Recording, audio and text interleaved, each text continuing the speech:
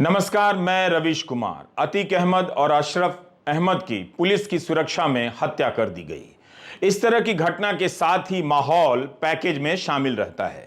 जैसे ढाबे में पराठे के साथ कोक दिया जाता है फ्री, आप देखेंगे कि उसी तरह एनकाउंटर के साथ धर्म भी फ्री में दिया जाने लगा है ताकि माहौल बनाया जा सके और फिर आप कानून के राज को लेकर सवाल ना कर सकें कि कोर्ट किस लिए हैं, हमारे वकील किस लिए हैं। जो गोदी मीडिया दिन भर इस बात पर शर्मिंदा किया जा रहा था कि एक पूर्व राज्यपाल ने पुलवामा को लेकर प्रधानमंत्री पर चुप कराने के आरोप लगाए हैं, उसे नहीं दिखा रहा है। उसी गोदी मीडिया का सीना रात होते होते फूल गया। जनता के बीच आने का उसे मौका मिल गया। एक वीडियो के बहाने वो आपके सामने आ गया। अब वो शेर में बदल चुका था। इस पूरे मामले से धर्म को निकाल दीजिए तो बेशर्मी का वो पर्दा अपने आप गिर जाता है जो लोगों की आंखों पर धर्म के नाम पर चढ़ाया गया है। इस बात को अनगिनत बार दोहराने से उन्हें फर्क नहीं पड़ेगा, लेकिन दोहराना तो पड़ेगा कि पुलिस के सामने गोली चलाकर हत्यारे जय श्री राम बोलते हैं। राजनीति के रास्ते से निकलकर यह नारा कहां कहां पहुंचाया जा रहा है, इसे लेकर थोड़ी चिंता तो करनी ही चाहिए। मगर माहौल ऐसा बना दिया गया है कि आप इस गलत को भी गलत नहीं कह सकते। ट्विटर पर कई लोगों ने लिखा, जल्दी ही अदालतों को बंद कर दिया जाएगा और गोदी मीडिया के चैनलों को अदालत घोषित कर दिया जाएगा। हम वो वीडियो नहीं दिखाएंगे जिसके फ्रेम में अतीक अहमद और अशरफ अहमद मीडिया से बात कर रहे हैं और फ्रेम में एक पिस्टल आती है, गोली मार देती है। लवलेश तिवारी, सन्नी और अरुण मौर्य को पकड़ लिया गया है। इन्होंने जय श्री राम का नारा लगाकर राम की मर्यादा का सम्मान किया है या अपमान, इस पर बहस आप जरूर कीजिए अगर आप होश में हैं तो। हम हत्या से जुड़ी सभी तस्वीरों को धुंधला कर रहे हैं ताकि इसका मनोवैज्ञानिक असर किसी पर दूसरे तरीके से ना पड़े। जिन हिंदी के अखबारों में निर्यात का आधा अधूरा आंकड़ा छपता है, बहुत सारे तथ्यों को छुपा लिया जाता है, उन हिंदी के अखबारों में आज यह खबर सही छपी है। अमर उजाला की हेडलाइन है, अतीक और अशरफ की पुलिस हिरासत में हत्या। जागरण की हेडलाइन कुछ अलग है, पुलिस हिरासत वाली बात नहीं है, केवल हत्या की बात है। मीडिया कर्मी बन आए थे आरोपित, वारदात के बाद लगाया जय श्री राम का नारा, यह जागरण में लिखा है। अमर उजाला ने हेडलाइन के नीचे लिखा है कि प्रयागराज में मेडिकल परीक्षण के लिए ले जाते समय बाइक पर आए 3 युवकों ने किया हमला, 18 गोलियां चलाई, तीनों गिरफ्तार। यह बात सही है कि अतीक अहमद और अशरफ अहमद गंभीर अपराध के कई मामलों में जेल में बंद थे। हाल ही में गवाह उमेश पाल की हत्या में इनके साथी विजय चौधरी को गोली चलाते देखा गया। इसके अलावा बेटा असद, ड्राइवर अरबाज, साथी गुलाम और गुड्डू मुस्लिम भी देखा जा सकता है। गुड्डू मुस्लिम के अलावा सब पुलिस द्वारा मुठभेड़ में मारे जा चुके हैं। बेटे असद पर यह एकमात्र केस था, लेकिन कोई यह हेडलाइन क्यों नहीं लिख पाया कि राज योगी का उनकी पुलिस के बीच आकर 3 हत्यारे 18 गोलियां चलाकर 2 की हत्या कर जाते हैं। यूपी में कानून व्यवस्था का बुरा हाल, अपराधियों का हौसला बढ़ा, इस तरह की हेडलाइन लिखने की हिम्मत अब अखबारों में नहीं बची है। अब ऐसा शायद ही कोई लिख पाएगा। इस सवाल को गायब करने के लिए ही या आपको पता न चले, अमर उजाला के पेज 7 की अब बैनर हेडलाइन देखिए, फिल्मी अंदाज में हुआ माफिया अतीक का अंत।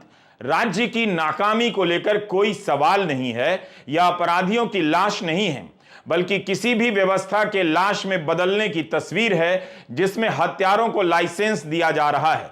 खराब व्यवस्था हर किसी के लिए खराब होती है।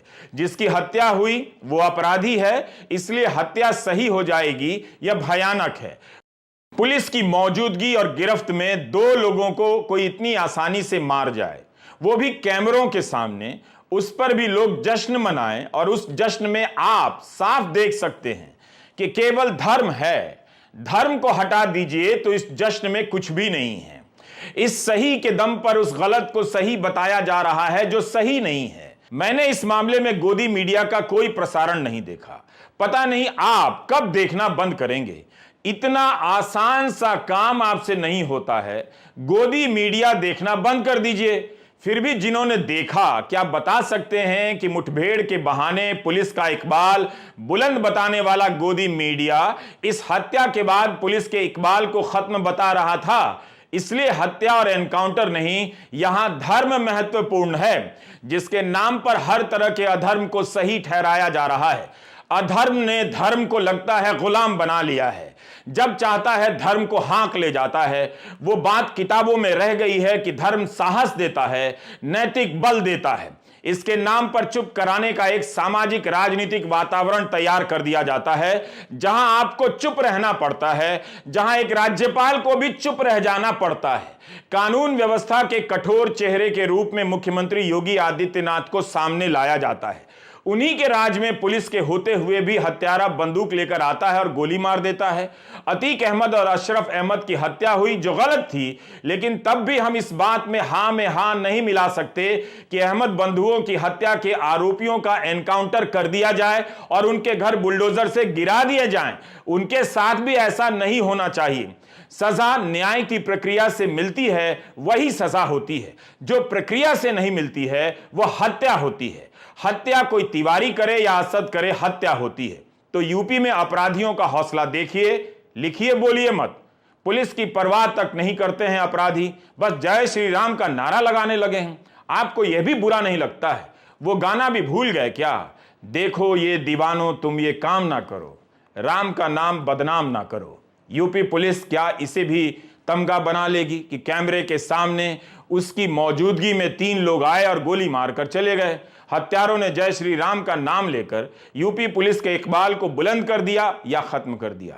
इस पर बहस आप तभी जीत सकते हैं जब तक धर्म का इस्तेमाल करेंगे। जैसे ही धर्म निकाल देंगे, आप हर बहस हार जाएंगे। बिना धर्म के आप इस अधर्म को सही नहीं ठहरा सकते हैं। धर्म की अगर बात होती तो पत्रकारिता का यही धर्म था कि वह पूर्व राज्यपाल के सवालों से प्रधानमंत्री मोदी से जवाब मांगे, सरकार से पूछे। लेकिन गोदी मीडिया ने इस खबर को गायब कर दिया। कांग्रेस पार्टी ने प्रेस कॉन्फ्रेंस की तो सीधा प्रसारण नहीं दिखाया गया। जयराम रमेश ने ट्वीट किया कि प्रेस कॉन्फ्रेंस बैन कर दिया गया। न्यूज चैनलों के जरिए लोकतंत्र की हत्या को लेकर बहस होनी चाहिए थी, मगर प्रयागराज में हत्यारा टीवी रिपोर्टर ही बनकर आ गया और पुलिस से घिरे अतीक अहमद और अशरफ को गोली मार गया। जय श्री राम के नारे लगाता हुआ लोकतंत्र के हत्यारे गोदी मीडिया का हीरो भी बन गया। सत्यपाल मलिक के बयानों से खबर बननी थी, उसकी एक दिन में दूसरी बार हत्या कर दी गई उस खबर की। पहली बार जब मीडिया ने नहीं दिखाया और दूसरी बार इस अपराध बोध से बचने के लिए टीवी रिपोर्टर बनकर आए हत्यारों को दिखाने लग गया। गोदी मीडिया की यही नियति है, हत्यारों को अब हीरो ही बनाना है। क्या यह भयानक नहीं है कि हत्यारे टीवी रिपोर्टर बनकर आए थे? हत्यारे भी शायद जान गए हैं कि इस समय का सबसे बड़ा हत्यारा कौन है। जब पत्रकारों का रूप धरकर हत्यारे पुलिस के सामने हत्या करने लग जाएं, तब उन पत्रकारों को भी डरना चाहिए जो दिन रात लोकतंत्र की हत्या कर रहे हैं। गोदी मीडिया लोकतंत्र का हत्यारा है। अदानी पूर्व एनडीटीवी के कई कार्यक्रम में यह बात दोहराता था। मैं नहीं चाहता कि मेरी हर बात सही हो जाए और खासकर ऐसी, लेकिन यह लोकतंत्र की हत्या नहीं तो क्या है कि एक पूर्व राज्यपाल के गंभीर आरोपों को न छापा जाता है न दिखाया जाता है। अमर उजाला और दैनिक जागरण में खबर छपी है कि 3 सदस्यों का न्यायिक आयोग अतीक और अशरफ की हत्या के मामले में जांच करेगा। जाहिर है यह घटना जश्न के लायक नहीं होगी। न्यायिक आयोग क्या अब यह कह देगा कि पुलिस वहां पर लाचार खड़ी रही, बहुत अच्छा किया? यह तो कहने के लिए न्यायिक आयोग नहीं बना है। तो जो लोग जश्न मना रहे हैं वो केवल धर्म के आधार पर मना रहे हैं, ये उनकी गलती है। इस तरह से बदनाम मत कीजिए जिस तरह से अपराधियों ने पुलिस के सामने 18 गोलियां चलाकर धार्मिक नारे लगाए। पूरे उत्तर प्रदेश में धारा 144 लगा दी गई है, अलर्ट जारी है। बांदा के लवलेश तिवारी, हमीरपुर के अरुण मौर्य और कासगंज के सनी क्या अब नए माफिया हैं? इन्होंने क्या यूपी पुलिस का इकबाल बढ़ा दिया है या गिरा दिया है? भाई, पुलिस के सामने बिल्कुल करीब जाकर कोई गोली चला दे। मैं नहीं जानता कि इससे अखिलेश यादव को वोटों का कितना नुकसान होगा, मगर इस हत्या पर सवाल उठाकर उन्होंने वही किया जो हर किसी को करना चाहिए। अखिलेश ने ट्वीट किया कि यूपी में अपराध की पराकाष्ठा हो गई है, अपराधियों के हौसले बुलंद हैं। जब पुलिस की सुरक्षा घेरे के बीच सरेआम किसी की भी हत्या की जा सकती है तो आप जनता की सुरक्षा का क्या? जनता के बीच भय का वातावरण बन रहा है। लगता है कुछ लोग जानबूझकर ऐसा वातावरण कारण बना रहे हैं। राष्ट्रीय लोकदल के नेता जयंत चौधरी ने कहा कि क्या लोकतंत्र में ऐसा संभव है। मायावती ने ट्वीट किया कि गुजरात जेल से अतीक अहमद और बरेली जेल से लाए गए उनके भाई अशरफ की प्रयागराज में कल रात पुलिस हिरासत में ही खुलेआम गोली मारकर हत्या हुई। उमेश पाल जघन्य हत्याकांड की तरह ही यूपी सरकार की कानून व्यवस्था व उसकी कार्यप्रणाली पर अनेक गंभीर प्रश्न चिन्ह खड़े करती है। प्रियंका गांधी ने ट्वीट किया है कि हमारे देश का कानून संविधान में लिखा गया है, यह कानून सर्वोपरि है। अपराधियों को कड़ी से कड़ी सजा मिलनी चाहिए, मगर देश के कानून के तहत होनी चाहिए। किसी भी सियासी मकसद से कानून के राज और न्यायिक प्रक्रिया से खिलवाड़ करना या उसका उल्लंघन करना हमारे लोकतंत्र के लिए सही नहीं है। एनकाउंटर और पुलिस की मौजूदगी में हत्या की घटना पर अगर समाज जश्न मनाने लगेगा, किसी और बहाने से तारीफ करेगा, तो वह एक दिन जरूर अपने बच्चों को कोचिंग की जगह किसी गिरोह में भेजने लग जाएगा कि कम से कम इस काम से टीवी पर नाम तो होगा। थोड़ा तो सोचिए, धर्म आपको न्यायप्रिय बनाता है या गुंडा बनाता है। राज्यसभा सांसद कपिल सिब्बल ने कहा कि यूपी में 2 हत्याएं हुई हैं, एक अतीक अहमद और उसके भाई की और दूसरी कानून व्यवस्था की। अब हम आपको बताते हैं कि यूपी बीजेपी के नेता और एक मंत्री के बयान किस तरह से अखबार में छपे हैं। स्वतंत्र देव सिंह के ट्वीट को अमर उजाला ने बॉक्स आइटम में लिखा है। बीजेपी के पूर्व प्रदेश अध्यक्ष स्वतंत्र देव सिंह ने कहा कि पाप और पुण्य का हिसाब इसी जन्म में होता है। वित्त मंत्री सुरेश खन्ना ने कहा है, जैसा कि अखबार ने छापा है, कि जुल्म बढ़ता है तो कुदरत सक्रिय होती है, यह तालिबानी लेकिन कुदरती फैसला है। मंत्री सुरेश खन्ना कह रहे हैं यह तालिबानी लेकिन कुदरती फैसला है।